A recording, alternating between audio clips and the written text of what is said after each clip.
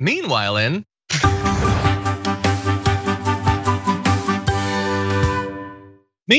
the Arctic, you know where this is going. You watch the Damage Report.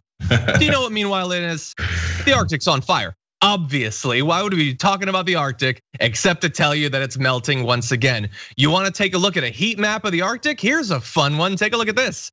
Yeah, it's bad. It's bad. I think Sauron lives in the Arctic now. Newly published satellite imagery shows the ground temperature in at least one location in Siberia topped 118 degrees Fahrenheit going into the year's longest day. It's hot Earth summer, they say on Gizmodo, which I love. It is so bad. Now, obviously, the air temperature is not quite as bad, but it's still way hotter than you would imagine Siberia would be. And it's not just Siberia. We're experiencing record-breaking temperatures in a number of different US cities. Doctors in Arizona and Nevada warned this week that people could get burned on hot asphalt, sand, and sidewalks. Temperatures in Death Valley reached 125 degrees Fahrenheit this week, and it's expected to be even hotter tomorrow. But by the way, I gave you some crazy numbers there. It's only a little bit hotter in Death Valley than it is on the land, at least in the Arctic, which I am fairly sure is not the way the Earth is supposed to work, JR. So I think I just saw this maybe a week or two ago, because I rely on you to give me updates on the disaster that's coming to us from climate change. But there was some new ice, a huge ice shelf that broke off, like something that is by far what we weren't expecting to happen. And the thought is, oh yeah, fine. We have a drought. Maybe we have some more water coming our way. But that's not really the way we want these things to work, I don't think. And the fact that you can't walk around anymore, because we talk about these apocalyptic things that are coming, and conservatives say, oh, these libs, they're coming up with these fake scenarios that can never happen. Well, now in some parts of the world, you cannot walk on the ground, or you shall burn. Get burned. Because that's not apocalyptic, and that's not a crazy over speaking from these libs that are trying to scare you into doing something responsible with the place that you live.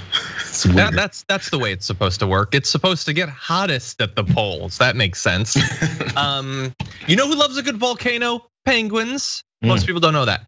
Anyway, yeah, this is a disaster. Obviously, as evidence of continued climate change, it's a disaster, but as we repeatedly return to on the show, it's its own disaster in several ways too.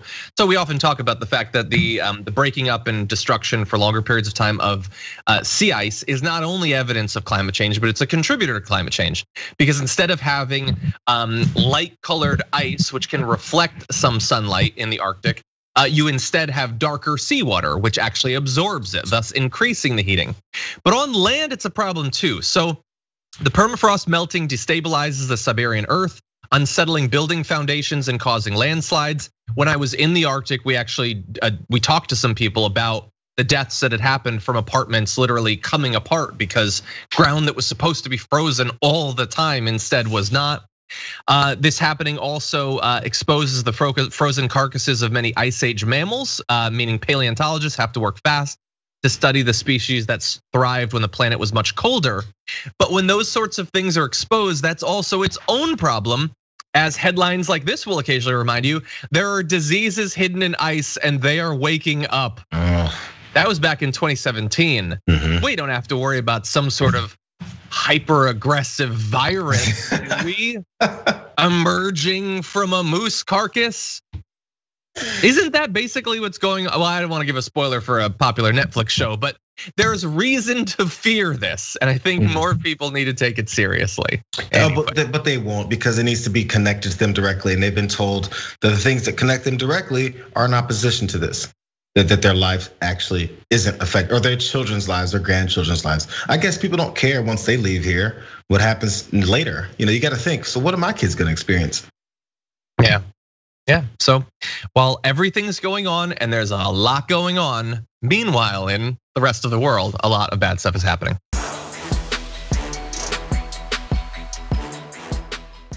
Check out the Damage Report podcast each day, wherever you get your podcasts, whether Pocket Casts or Stitcher or iTunes. You can join me as I give you the news and stories you want, with a range of co-hosts and interview guests jumping in on the fun each day.